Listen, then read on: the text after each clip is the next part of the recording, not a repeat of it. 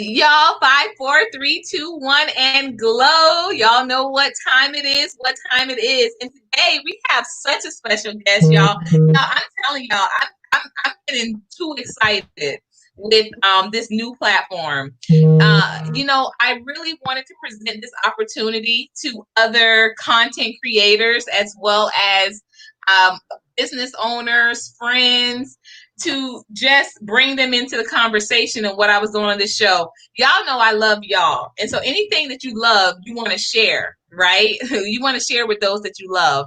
So, I literally feed off of you all to do a lot of to get inspiration and motivation for what my shows are going to be.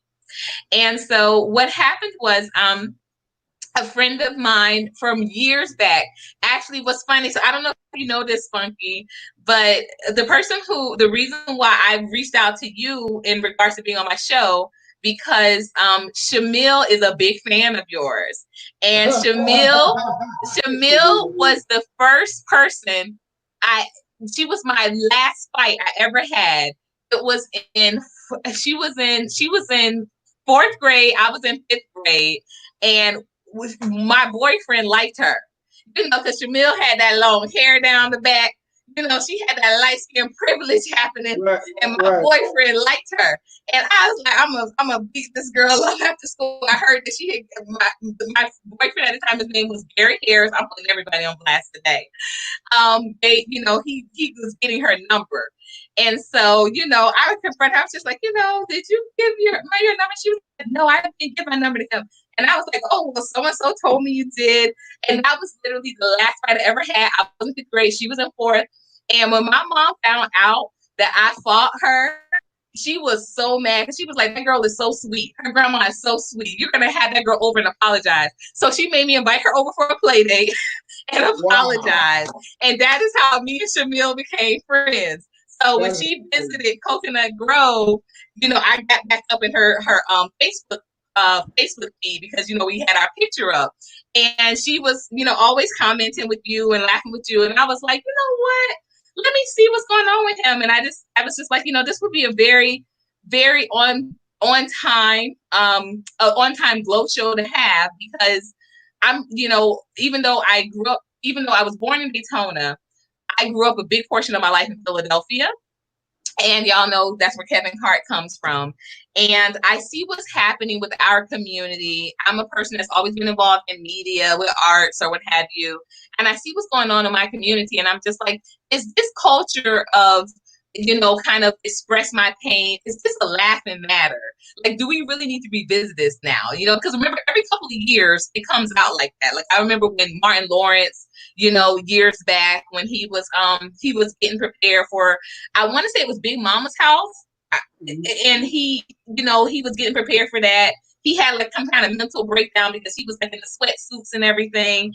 And people were just like, they didn't know how to take that this serious thing was happening to him, right? And then years later, we know what happened with Dave Chappelle, and people made light of that. And then when Kevin Hart, again, with Philly being so much of my life and a part of my culture, with Philly being that in that realm, I know that Kevin Hart with the laugh at my pain. Why has this always been? So I can't wait to have someone who is a comedic professional weigh in on this topic, especially now with what's happened with Kanye West. I've just found, there's so many insensitive things happening. I've been seeing all types of insensitive posts about, Kanye West, and I'm just like, why is it that it's so popular to do with us, or do we just notice it more? Am I being too sensitive? So without any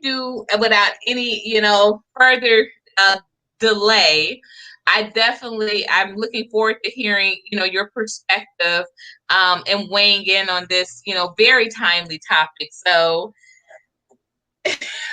without any further ado, definitely introduce yourself to our glowers. We're in here today. Thank you so much. And you got the Glow Show. I'm stepping on out. How y'all doing, glowers? I am comedian Spunky Robinson. My first name is Antoine Robinson. Born and raised in Miami, Florida. I currently live in Orlando, Florida. I've been doing comedy about 10 years. To be 11 years in December, like December 21st. Make my 11th year. I've been doing it 8 years full time, no, 9 years full time. Uh, I walked off my job one day.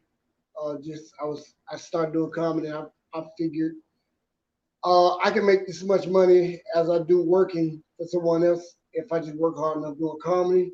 So I talked to God.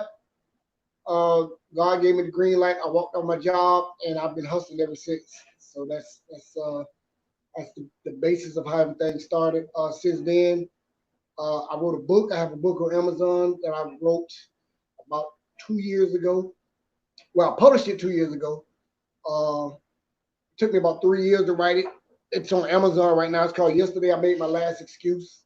Um, just been touring the country, um, just doing my thing, and it's a little different. It's a little different for me because now, of course, everything's shut down. So we I'm not able to really be out there on the road doing comedy. So now I'm forced to do it online, which is crazy. Like, my Wi-Fi get cut off and I can't do comedy no more. It's weird.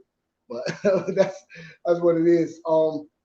And she's right, like she touched on a lot of things that because most of us on social media all day we see a lot of things going on and uh from my perspective it's like um comedy comes from a real place for most comedians. Like me, I talk about you know me being divorced and me being homeless 10 years ago, 11 years ago. Um, and I talk about that, but it took me a while to be able to talk about it just because it was such a dark place for me in my life that excuse me that it was so hard for me to talk about. But now I got more comfortable with it, and it's just things like Dave Chappelle 846. Uh, it was supposed to be a comedy special, but it was so real that you had to pay attention to it. And like I'm this guy. I'm a firm believer in if God give you a platform and give uh, you an audience that people listen, then you should leave them with something. And so my thing is when I tell jokes, somewhere in my material in my set, I'm going to give you something worth remembering. And so that's just how I take my whole approach. I'm talking about some real life situations. I'm talking about how men have to get their finances together to date these women nowadays, and just treating women right, and stuff like that. And same thing with Dave Chappelle at 846. He he came from such a real place to where it wasn't funny, but it was necessary for what was going on in these times. And that's what it is. That's what the great comedians do. Uh, Dave Chappelle once said, uh, as a comedian, you don't have to be funny all the time, but you have to be interested all the time. And so I took that and I was like, whoa, it's so powerful for him to say because it's so true. Um, and I tell young comedians just nowadays, like, why, like, what is going to make someone remember you? If it's 12 comedians on stage, 15 comedians on stage, what will make people remember you? They may not remember your name, but why would they remember you after that show is over or a week down the line or a year from now? What will make them remember you? And so that's what Dave Chappelle did for us. And he's been doing that for years. Like I don't know why people just pay attention to him. If you go and look at his specials from, you know, years ago, he's always said something necessary for the culture. Because we are living in a crazy time. We do need people who have voices to speak up because I don't think that it's a it's enough people in the culture that's speaking up for what's really going on, you know. And so the whole Kanye and it's so crazy because the people that they have on television that's supposedly speaking up for us is the Candace Owens and you know like people that just spewing out information with no real proof of you know where they getting their information from. The whole Kanye West thing is it's funny, but it's not funny just because of he obviously has something going on. I don't know what it is, so I'm not going to try to guess and say what it is. But he definitely has something going on. My thing with the whole Rosa Parks thing with Kanye was, if you're going to say that, right? Okay, Kanye, if you're going to say that and have all these people listen to you, tell us where you get it from, because we've learned almost the opposite of what you said, what you stated our whole lives, and you come and say this. Okay, if you're going to say that, follow it up with, okay, I got this. Here's the proof of why I say that. Don't just say that, because people are going to think you're crazy. And that's exactly what happened, because you show no proof of where you're getting your information from. Like you said, slavery was a choice. Okay, cool. Then if you're going to tell me that and you want me to believe you, then explain to me what your proof is, and then maybe I'll believe you. But other than that, you're just talking rubbishness, which um, that's what it is I guess us right now. And so he's kind of losing us, which is I don't know where his mind frame is. You don't know where his mind frame is. We can just, I guess, pray for him. But the thing is, it's gonna be a lot of jokes being told about it. It's gonna be a lot of jokes being told about it just because of, in people's minds, is ridiculous, and like I said, he may have some truth to it, which I don't believe he does. But in actuality, if you're going to tell people something, at least tell me where you're getting it from. I had a teacher in college tell me once, question everything and everybody, because you have a right to. If they're going to give you information, you have the right to question them on the information that they're giving you. So that's what it is for me. And so I just hope comedy gets. I don't even know if it's going to get there in the next year or so, but I'm just praying that it gets back to something what it used to be, so we can get back to laughing, because everybody needs to laugh. Like I want to be able to do, like I want to be able to do some regular stuff like we used to do, like I don't know, cough in public. Remember that? Remember those? Remember you used to be able to cough in public and ain't nobody saying nothing to you. Like coughing is the new passing gas right now. You don't think? Man, listen. So. Now, let me tell you how funny that is and how true it is. But how about the looks that you're trying to hurt somebody when you cough? Yeah. People look at you, you're trying to hurt them. People didn't do that for farting. It's just like they're disgusted.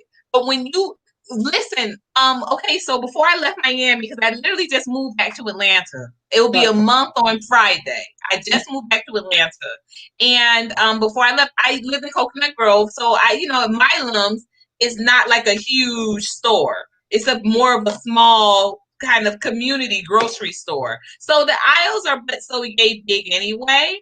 And I literally just pushed someone's, cart out of the way. And she was like, like, don't touch my cart. Like, she went out and got a whole new cart and, was happy to show me that she got herself a new cart because I had touched her cart. And I'm just like, guys, really? And I think you're so right with it, taking the humanity out of it, the humanity out of people. This COVID pandemic has exposed, like, the people are not, they're, it's really exposed to the divide that I think a lot of Americans really felt we were kind of over. A couple of things that you touched on that I really wanted to address, and I wrote them down because, I appreciate what you said about Dave Chappelle. I was absolutely such a big fan of the Dave Chappelle show. And, of course, I, like probably everyone here, everyone watching or viewing, was like incredibly surprised with the whole, how he abruptly stopped the production on his show, went to Africa, and no COVID. and and and people immediately start saying, I do have my water though. He was crazy. And it's always, what gets me so much about that, Spunky, is that immediately is what people go to when it's Black people. We're crazy.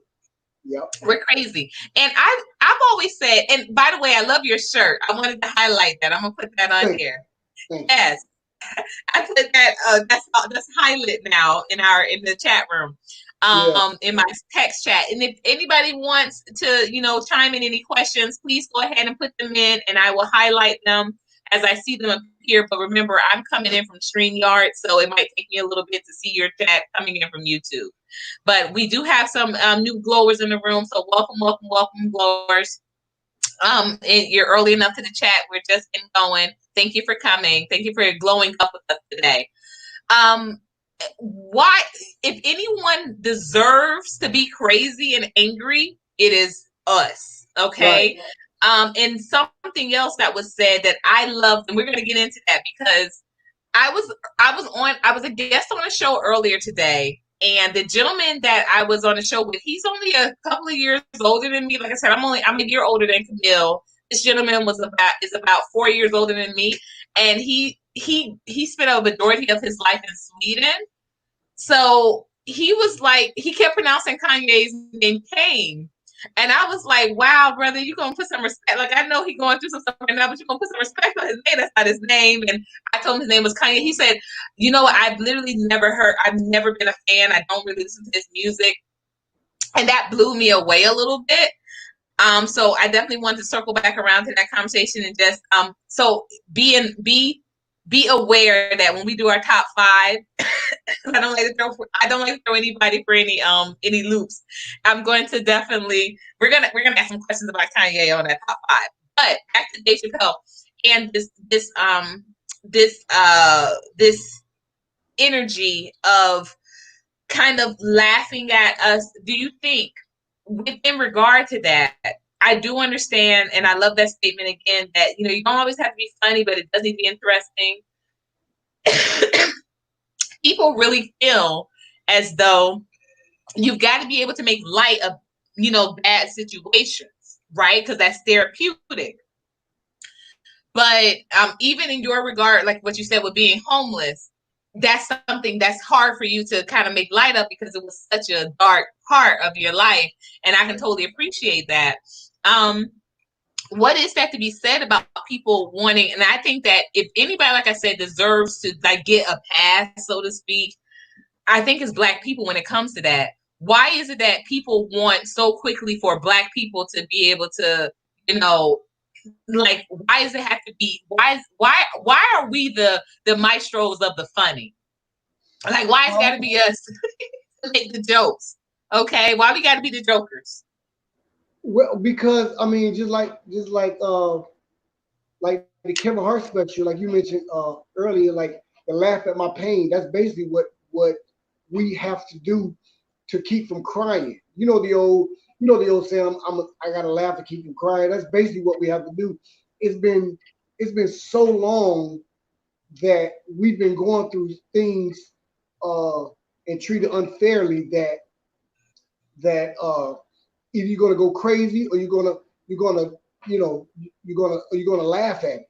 And I mean, we're to the point to where it's so ridiculous that we have to laugh at it. But the good part about it is everyone else is starting to see what we've been screaming for the last umpteen years. It's like and I use this example, it's like if you're hungry, you go to someone's house, right? And they open the door and you're starving and you see, they having a party, they got the food, the turkey, the ham, the greens, and you see the food and you ask, hey, listen, man, I'm very, very hungry. I just need something to eat. And they slam the door in your face. The very next time you come to their house, you're going to be a little bit more aggressive. Hey, listen, I'm hungry. I really need to eat. I haven't eaten in weeks. I need something to eat. They slam the door in your face. Next time you come, you're going to come aggressive. Hey, I picked the lock. I come in the door blasting. Like, so that's what's going on now. Like back with in the Black Panthers and all that there, that's what we was asking. We was trying to be nice about it. Now with the rioting and the protesting, now it's like we're not asking no more. Like we shouldn't have. And I always ask the question: why do I have to be asked to be treated equal to another human being? Like you can't jump in your drawers 2 feet at a time. You can't raise nobody from the dead. You can't turn water into wine. Why am I asking you to just be treated not better than you, but just equal to you? That's the most ridiculous thing I've ever seen in my life. I mean, heard in my life, and it's like that. But that's what we have to go through, you know. And so when other races argue about, you know, just get over it type thing, I always tell them, here's the situation.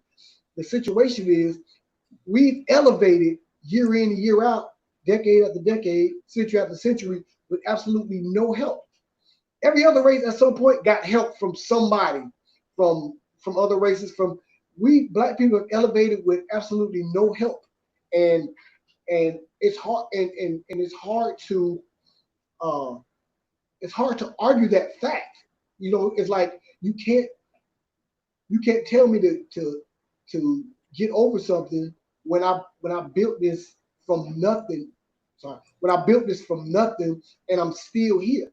You know, like and I'm not racist or anything. I have a bunch of white friends and I have a bunch of I love everybody. I don't care what you as long as you treat me well, I'm gonna treat you well. That's how I am. I'm a firm believer in there's only one real race, that's the human race. We just gotta learn how to get along with each other.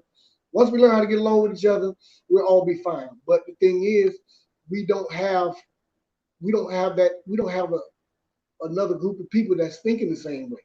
You know, and if you sit down with, you know, different races, ethnicities, and you sit down with it and you have conversations, you will see that, yo, we're not the enemy. Like, you got to understand, black people are some of the most forgiving people ever. Like, we are quick to forgive somebody. Like the guy whose brother got killed in his own apartment by the police officer. He forgave her. The judge came down, gave her a hug. Everybody wants you. You know, they Martin Luther King told us to, you know, if somebody do something, you turn the other cheek. It's like, why we always got to be the forgiving people when we're getting the most done to us? You know, and now it's to the point to where now, like the younger generation, they're not taking the Martin Luther King approach. They're taking the Malcolm X approach. They want, you know what I'm saying? Which is you can't create something and then hold your hands up and say, what's wrong with your children? What's wrong with your kids? It's like you are wrong with it. Like the stuff you've been doing and we've been watching. We watched the man die in front of our face. You can say, oh, black people kill black people all the time, which is nonsense. But how many times do you actually see someone die slowly in your face from someone who swore to protect them? And that's the thing.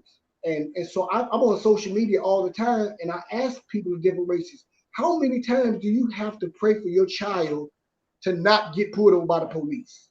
Not you know, to make it home safely. Just something simple as just please don't let my son get pulled over by the police, because I know he's out late. And it's ridiculous that we have to pray that prayer because we fear the people who's supposed to protect us. And it's weird, you know, living in a world where, you know, that's actually happening. And you know, people have all these different so-called answers of, you know, reform and re-educated, but you're not going to re-educate racists. It is what it is. They're racist. They have a set in their mind. You can train them 1,000 times. If their mental is the same way, then it is what it is. You know. And so we just living in a different time now, to where, you know, I don't fear anything but God, but at the same time, I'm not dumb either. Like, I'm not going to go. You know, it's easy for someone of another race to say, "Well, just cooperate and you know, and nothing will ever happen." And when that's for you all, that's you all's rule. That's not our rule. Because how many times we've seen people unarmed, people go commit crime. That's what it is. I don't care what race of people you are, what male, female, or indifferent. People just commit crimes. It is what it is. It doesn't warrant them to die behind whatever they do, no matter, even if it's murder or if it's, you know, spending a so-called counterfeit $20 bill out of the store. It doesn't warrant death, is what I'm trying to say. So, you know, everybody says, "Oh, just have your day in court." We don't have our day in court, and then a lot of times when we do have our day in court, which I'm a victim of, the story that's being told on their side is not always the truest story, you know, and then, you know, they're held to an accountability of so high to where the judges don't think that these officers who are doing it are not telling the truth. And so now we sitting there, guilty until proven innocent. You know what I'm saying? When it's supposed to be innocent until proven guilty, we walk in there guilty because of what's going on. It's just, it's a sad case. It is what it is. I just tell people stay prayed up. Have fun with your life, and be the best version of yourself every day. Don't worry about nothing. Create your own. That's why. Oh, I didn't say this. I am a writer and a content creator for a new streaming app called IC Television. It's called Infecting Change Television. It's fully Black owned. It's a young woman. She's probably 36, 37. She owns the whole network. Everyone's about 97, 98% of the people who works in our company is Black. And it's gonna be a streaming app like Netflix, like Hulu, stuff like that. We're gonna be streaming that. We're gonna be dropping that later on this year, and it's gonna be for everyday people. Like, I'm a writer on it. We're gonna have people auditioning, everyday people that want to act or have content. We're giving them a chance to come on board and be content creators on the show. We have some really, really great shows coming up. Actually, we've been writing on for 3 weeks now, almost a month now, that we're trying to film and drop later on this year when everything opens back up. And it's gonna be really good. So that's what it is. I'm a firm believer in, they don't want to give you an opportunity to create your own opportunities. And I think if all of us took that mind frame, then we'll be a lot better off as a people, because people don't really realize how important the Black dollar is. No matter how many people outnumber us, how many other races outnumber us on earth, the Black dollar is so important. And once we realize that, then we'll be all right. Thanks, sir. You touched on so much. I'm sorry. I was like, I mean to jump in. I was scribbling down. I was like, this brother's about to make me stress this show out. Amen. I have to run into my online. We have an online small group church meeting, and I'm like, I was texting, I'm about to be available because first and foremost, thank you for sharing the information with IC Television. I'm a writer, and we got a couple of glowers here. They're writers as well. I'm gonna highlight my girl throwing her glower up. That's my bestie from college there, and she's in the chat. Hey, Miss Stewart. Yes. We're actually based in Atlanta. I actually have to fly up there the 1st and the 2nd. We have meetings in Atlanta, August 1st. You need to know this. Me and Monica, let me tell you, Monica and I, we reconnected after 20 years, and I said God brought us together for this reason. So so I'll definitely share a little bit more about that after we hop off. But I appreciate you sharing that information as you already had, but you reminded me because we're now, kind of further along, and so we're definitely going to share that. And I appreciate you doing that because, brother, as you know, man, coming from Miami, people don't always share those opportunities. Brother, when you said that was a whole word. You gave out full information. I was tuning in like, what? I couldn't believe it, because I know that we had talked about it off the round, but to do that on the platform is so appreciative. And to know that you just didn't share with me off the round because I'm a writer, but you're putting it out there for other people to come in, whether, like you said, whether you're professional, consider yourself professional or not, you guys are given opportunity. And you said a whole word about economic infrastructure, which, as you know, being here in Atlanta, that's, we're the mecca of melanated mecca, as I love to say. This is Chocolate City to me. Oh yeah. But something I really wanted to touch on, it was very important. Comedian Wardy wants to know when you are going to give him his change back from the $17 from 2016. Comedian Wardy he's the for ICTV, he's the head of the comedy department, so I'm under him. That's my best friend. You better give him back his. I'm trying to think, do I owe Monica any money? I don't think so. We used to trade off a couple of times to get into those clubs. Sometimes she paid, sometimes I paid. That's my brother. He's the head of the comedy division at ICTV. So yeah, he'd want to have us on the Zoom calls all night, every night. Amen. Amen. So we want to make sure that brother, you better get that brother back his money. Amen. but you know, I love what you're touching on in regards to that. You know, we have to figure out how to just live our life and stay prayed up, and how forgiving we are. And like I said, if anybody deserves to be just mad, I think that that is us. I think we deserve the fact to be mad.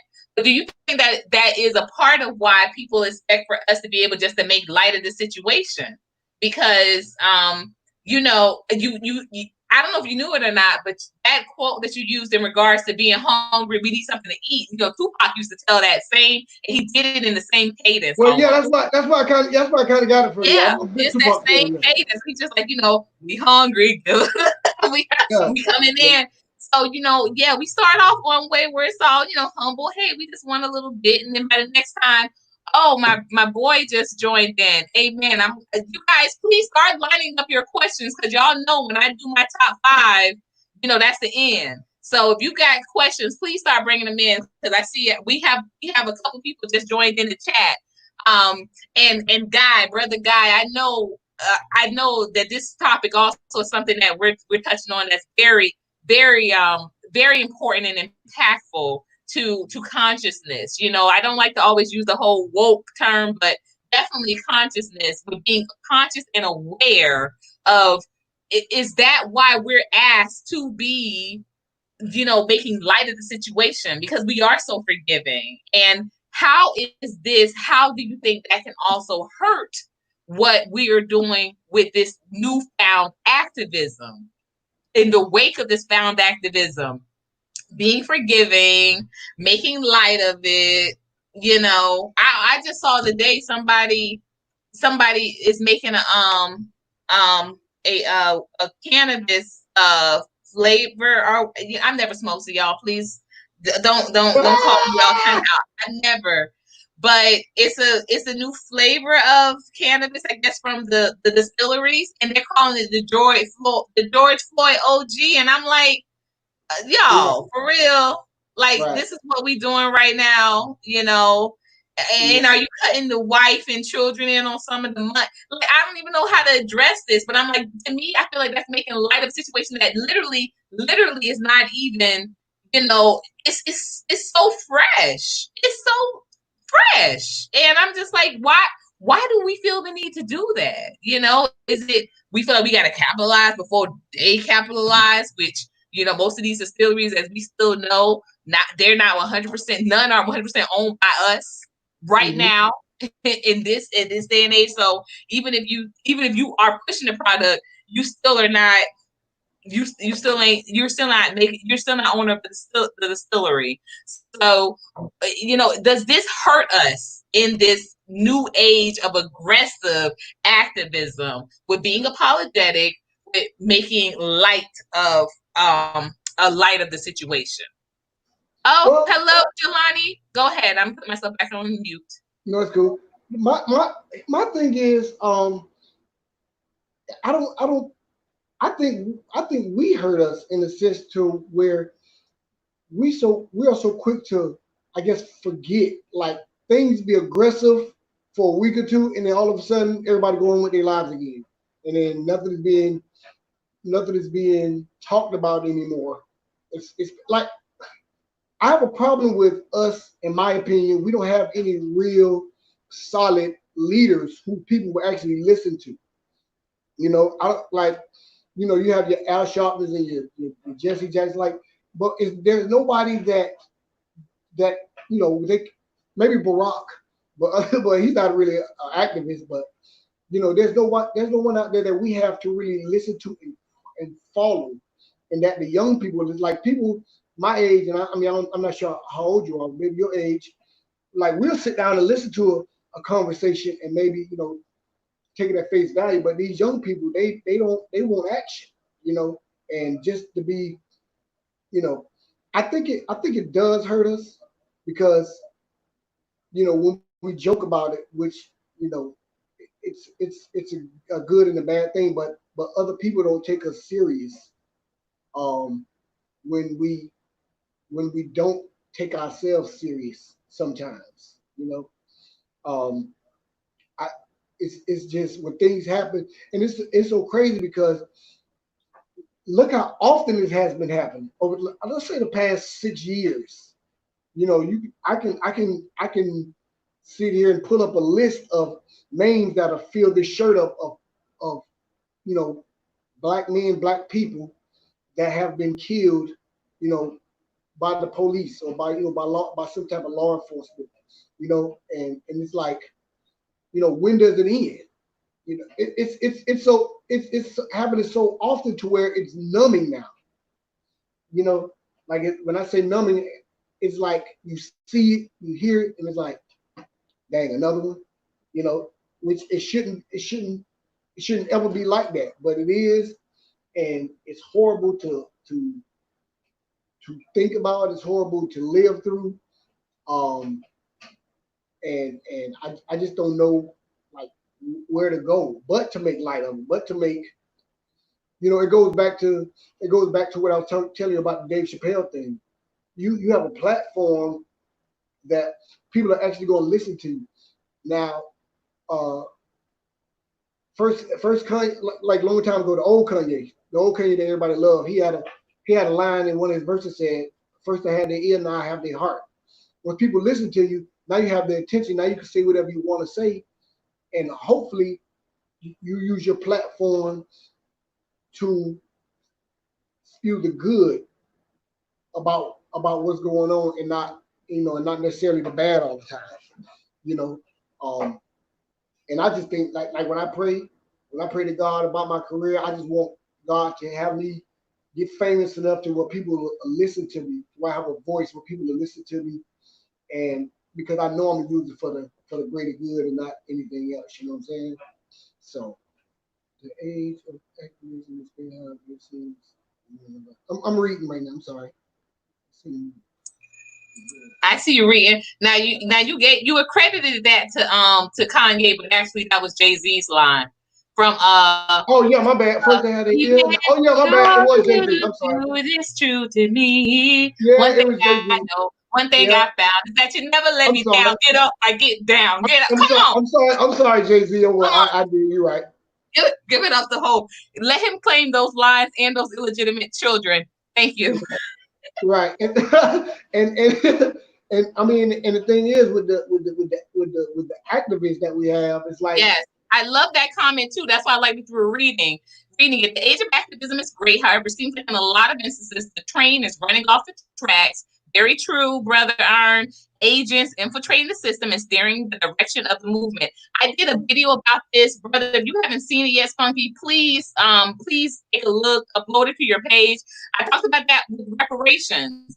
I think that we are being sidetracked with the whole, this is a police brutality thing. No. This is not a police brutality thing. This is not just a police brutality issue. This is a class of people, a demographic of people that are cut off from resources, are controlling their own communities because of that cutoff, and because we have simply never had the opportunities directly linked to economic infrastructure. Right. To control our own resources, to create our own neighborhood policing policies. And like you said, the light of it was Black Panthers. That was the light part. That was, let's just organize, let's get our guns, let's protect our communities. This going into other communities is where we are now, but this activism here right now is pretty weak to me. That's why I did a video also about why I'm not joining in the protests. I feel like, first of all, the men should be doing the protesting. And I'm going to get into another topic with that in a few. But also, I feel as though the men should be doing the protesting of the community, but also the conversation of what they're protesting for, nothing is clear. Besides, we're going to defund all the police. Really, I just feel like, and there was another comment I wanted to read as well that was from my brother in Power, Brother Guy. He said, we made our strategies into a culture. Marching and protesting was supposed to be a strategy, not a culture. Absolutely. Right. Absolutely. Yeah. That's supposed to be a tool. That's not supposed to be the main thing. Now, people's whole agenda is to go out and participate in a march. Right. but don't have anything in place for what they hope to happen after this March. They After don't the know what March. they Yep. ask for after the March.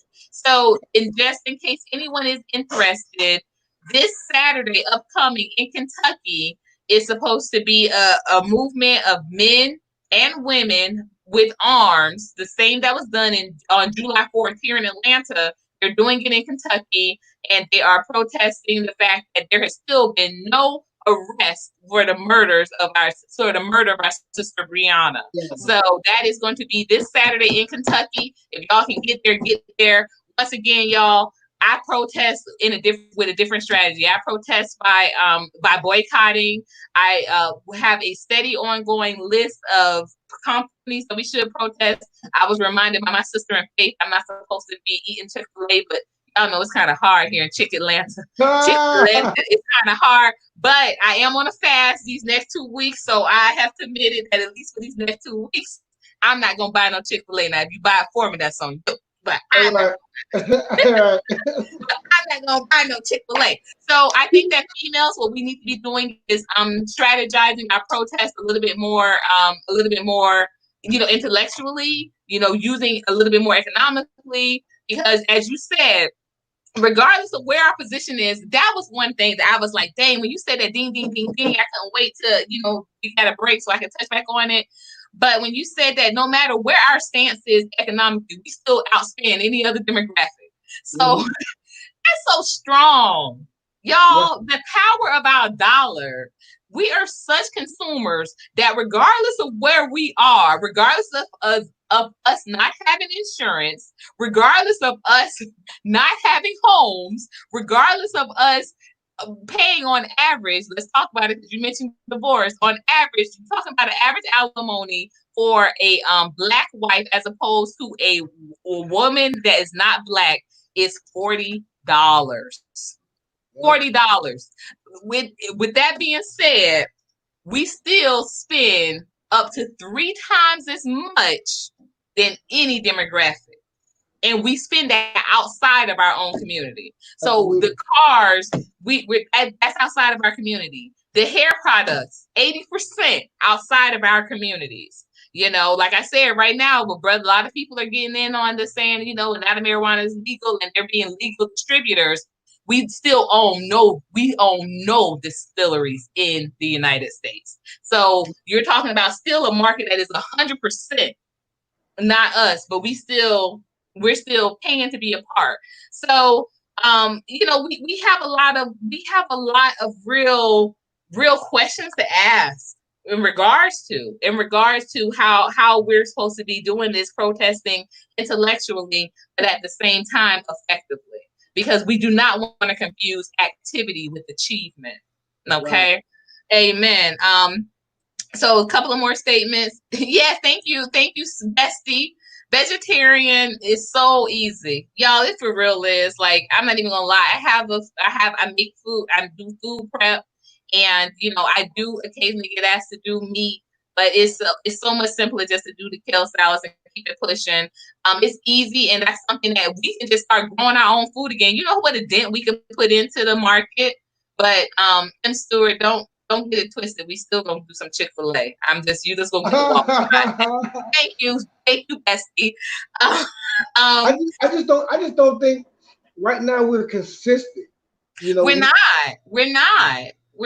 consistent. We're not disciplined to get it done. Because someone said when they were supposed to do that, I guess that was it July 4th or something, where people was not supposed to spend no money except on a Black business. Like, okay, cool, you're not going to spend no money on Tuesday, but then you go right back to Wednesday. On Monday, it was crazy. On Monday, but you know what? Let me tell you, we're not the only ones that lack the consistency. That's a human trait. Let me tell you, brother, in Coconut Grove, that's where I was. I used to do that market. It's a market every Saturday, and it's a vegan market.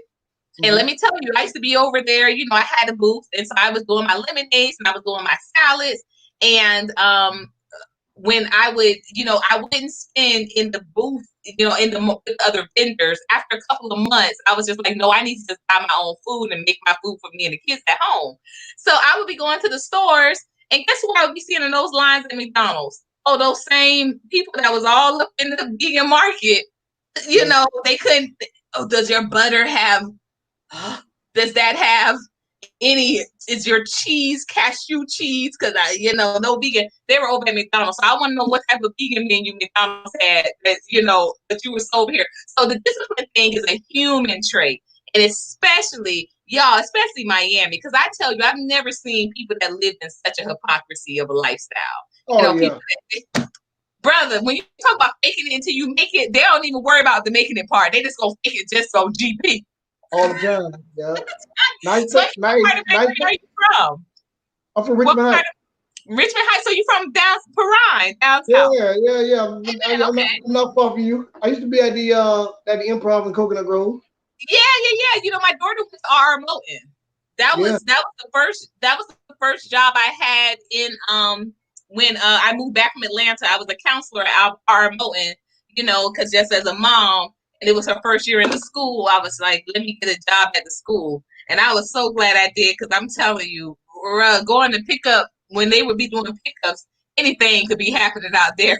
Oh yeah, Piranha play. I said, they would have. I remember one time there was this huge fight. It was 4 baby moms fighting in the cafeteria. So because of that fight, we could no longer eat breakfast in the cafeteria with our children anymore. Wow. Yeah, 4 baby moms. It went down. Monica said, "No, ma'am." To what? Oh, no, ma'am. To what? To Chick-fil-A? Yes, ma'am. Yes, ma'am. This brother is on point. That's right. Look at you getting your love out here from Brother Guy. No. And to answer your question, Guy, no, McDonald's doesn't serve no vegan burgers. These people were no longer vegan once they left that market, and it was just a couple of blocks over. They were no longer vegan. But when they were up there in the market, they were all particular, and everything had to be just so. It couldn't have been touched with no meat hands. But they go over to McDonald's and spend their money. So yes, and you know what? That's one of my biggest issues I have with us. And when we talk about black businesses, and we need to create our own, have a black business.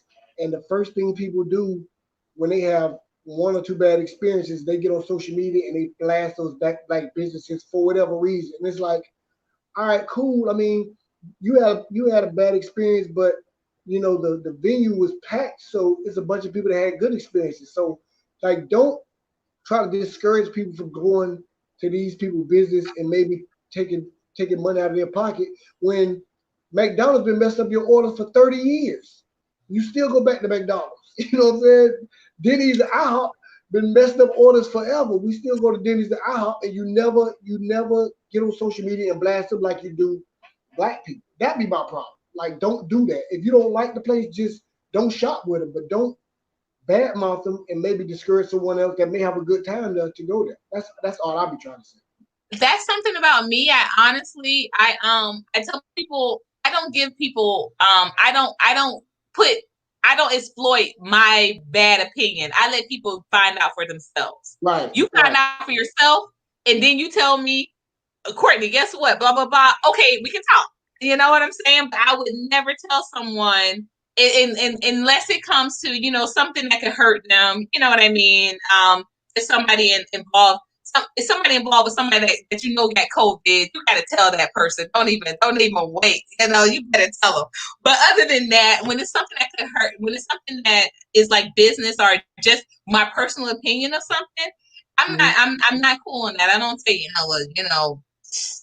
you shouldn't do it because that was my experience. Your experience may attract a different experience. And I've gotten more cognizant of that the older that I've gotten though. Yeah. Chipotle messes up orders. When I tell you I have never ordered not one item from Chipotle. Yes, Chipotle messed up orders back then. I have never Panda, what's that other one? The whatever that. I've never. Those are 2 places I've never gotten any food from, and I'm very, very proud of that. Never ordered nothing from them. If you're going to support Black-owned businesses, then support. Don't go looking for a hookup. That's right. Pay the full price. Thank you, Brother Guy. All right, so we have 5 minutes up. Oh, Joyce made it. Joyce, you always sneaking in the end with your beautiful self. Put your lower up, sis.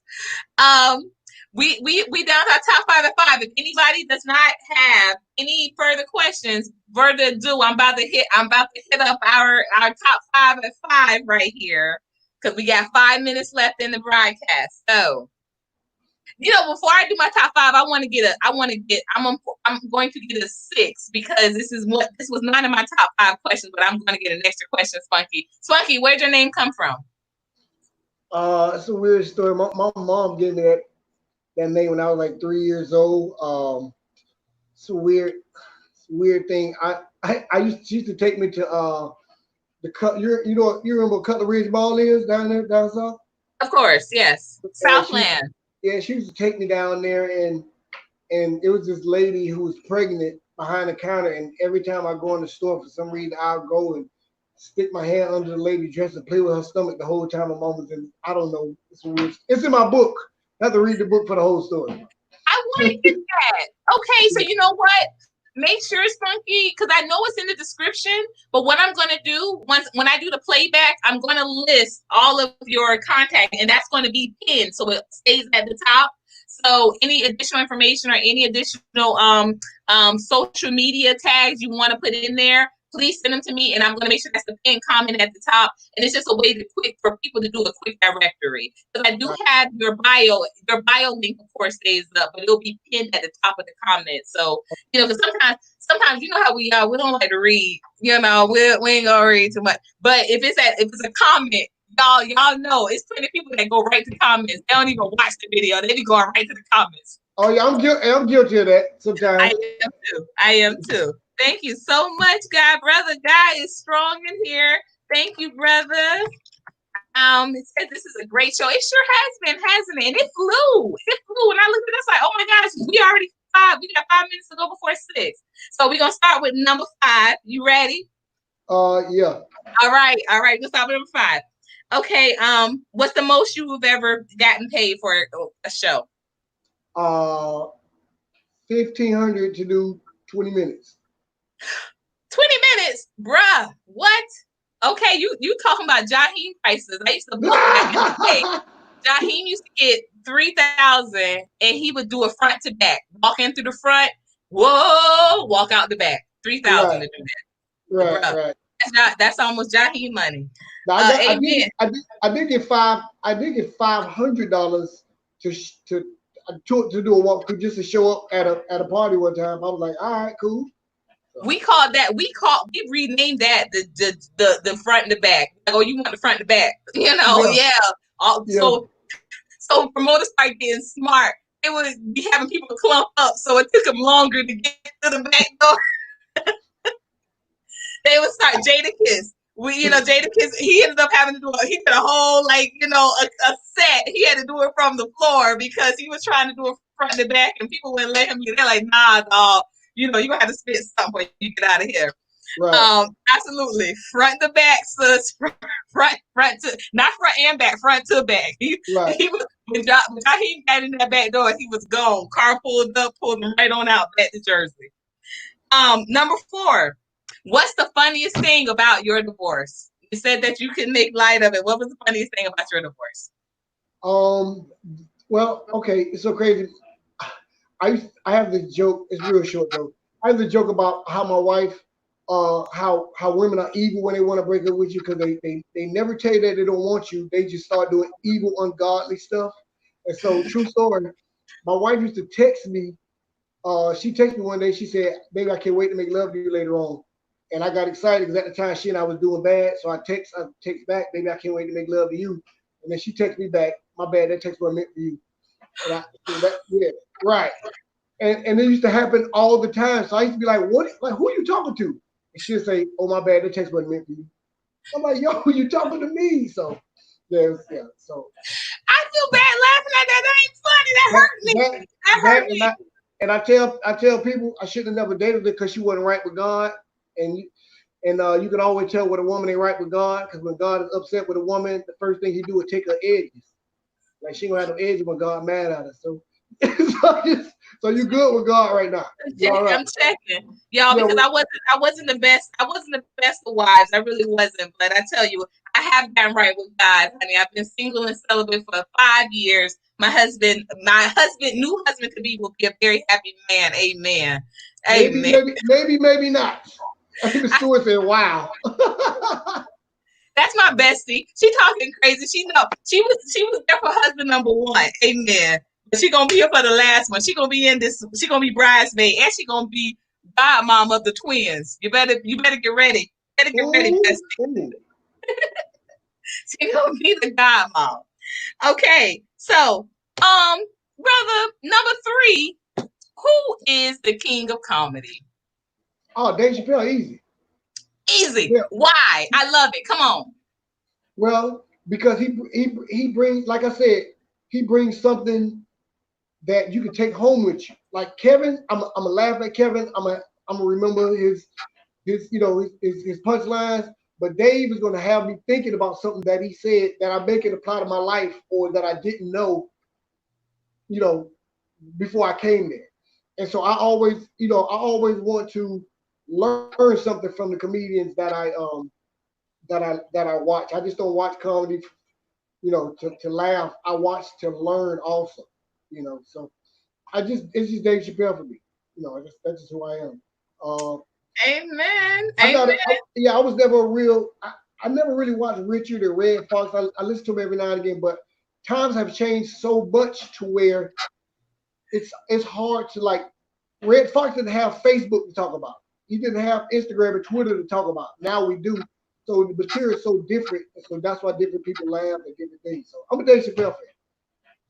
I hear you there. I hear you that. We did have a question come in. Would you classify yourself as more political, racial, or economical as a comedian, or do you just touch on everything? I stay, two things I stay away from is religion and politics. Like because I've watched other people talk about Donald Trump, and then someone in the audience who was a Trump supporter got mad. The whole show went south quick, so I stay away from that. And I stay away from people's religion because I always tell people, like, if someone wants to believe in Jesus, somebody wants to believe in, be Islamic or whatever. Like, if that's what gets them over, then like don't discourage them from doing that just because you don't believe it. Let them believe in whatever that's going to get them. Now, understand this: one of us is wrong. Whatever we believe in, somebody's wrong, and we won't find out until the day we die.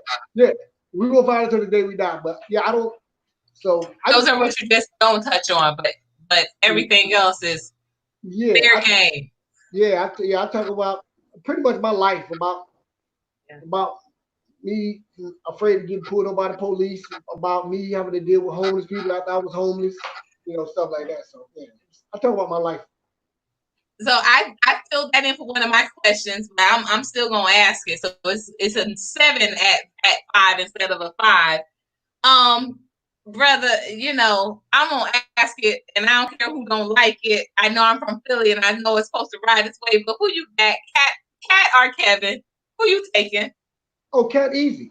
Okay, Cat. Okay, my favorite comedian is Dave Chappelle, Cat Williams, and Earthquake. I'm gonna take Earthquake. Nice. Oh, you don't hear his name that much anymore. Earthquake, I still hear the Ricky Styles. I still hear the Bruce Bruces. I still hear even DC. But Earthquake was in that same category as like with DC for a long time, and then I stopped hearing about him as much. But I love Earthquake. Yeah, I do. I love Earthquake. Yeah, Earthquake, Lavelle Crawford. Yeah. Yes. Yeah, that was that same time period. So the last question, and y'all know this is why I got to end it this way because because it's such a hot topic. But favorite Kanye song, because like you said, the Kanye of old. Y'all, this what he's going through right now, we just gonna continue to put prayers up. Like you said, no matter what religion you come from, to continue to put prayers up because Kanye is really, because I don't think that it's gone. I just think that it has been redirected. But pure genius. What's your favorite Kanye song? If it's the only one song that you got to listen from Kanye West for the rest of your existence, what is it? Slave Ship. I've been come on. And that was college dropout, right? That wasn't late registration. There's no college dropout. I like it because Bernie Mac was on the intro. I think Bernie Mac was on the intro of that song. I just love that song. I listen to that song on repeat for an hour straight, just vibing off of it. So I love that song. Amen. Amen. Oh my gosh. You know what? Let me tell you, I have not seen, we have had such great comments like these past couple of weeks with these globe lives. But people were really feeling, you're gonna see on this playback because all of the things won't load right now. So like I said, I know we're both in StreamYard, but when you see it through YouTube, I'm just loving, like there's so many questions. There's so many comments I didn't even get to highlight because people were just coming in back to back. They really enjoyed you, Spunky. We're definitely gonna have to have you back on. It was not a dull moment at all. Definitely want to chop it up with you a little bit more in regards to your material and what you're working on in the new show because that's phenomenal. Comedian Wardy said that you used to sleep with a 72-year-old and that's why you're that Spunky. So we're gonna talk about entanglements next time and you being entangled with a 72-year-old. So be ready for that. All right. So any other things you want to drop before we close out the Glow Show? Wait, one more thing. Guy mentioned Chris Rock. I forgot about Chris Rock. Chris Rock. Okay, yes, he did. He's also on the Mount Rushmore. But no, I just always tell people stay encouraged, stay prayed up, believe in yourself, stop listening to your friends and your family, and just try it. Because you never know how things gonna turn out. Sometimes you just can't even listen to yourself. You just got to try things and see how things work out for you in your lifetime. Like I tell people all the time, when I was homeless, nobody could have never told me I'd be touring the country for a living doing comedy. But God is good, so it is what it is. I didn't listen to people. My dad didn't want me to do comedy. He told me you got a college degree. That I ain't raised no comedian, and it hurt me. But I just kept on moving, and 10 years, almost 11 years later, I'm doing all right. That is so beautiful. What does Daddy say now?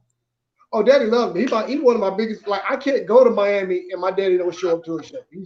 He's gonna be there. If the show starts at 7, he's gonna be there at 6:30. 6 o'clock with a drink, ready, sitting in the front row, ready to laugh. Yeah. You know what? I can testify to that how important that is. My daddy has always been a writer. I was I told you I was in the entertainment industry, and so when they used to do the behind the musics. So I used to book for this particular artist that they were doing behind the music on. And so VH1 reached out and I thought they were going to interview me. And I called my dad and I said, Daddy, they don't know how old I am. So, back then it was a lot of pressure. Well, it still is, but I don't care about the pressure no more to say that you're a fake age. And I said, Daddy, remember, I said to tell him I'm still in my 20s. And my daddy said, you are, aren't you? I said, amen, Daddy. You're a rider. You a rider, Daddy. Daddy's a rider.